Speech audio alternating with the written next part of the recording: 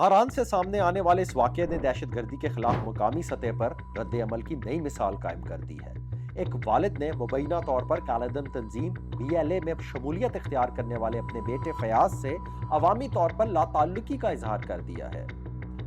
اپنے بیان میں والد کا کہنا تھا، وہ اب میرا بیٹا نہیں اور نہ ہی میں اس کا باپ ہوں۔ ایسے اقدامات علاقے میں بدامنی پھیلاتے ہیں اور میں ہر قسم کی دہشت گردی کی شدید مذمت کرتا ہوں۔ میرا نام ڈاکٹر شاہجہان ہے۔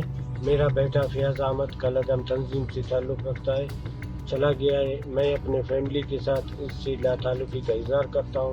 نہ میرا بیٹا ہے نہ میں اس کا باپ ہوں۔ علوم کی وجہ سے بدامنی پھیلا ہوا ہے، ساحل وسائل سے محروم ہو چکے ہیں۔ یہ لوگ جتنی کارروائیاں کرتے ہیں میں اس کی سختی سے مذمت کرتا ہوں۔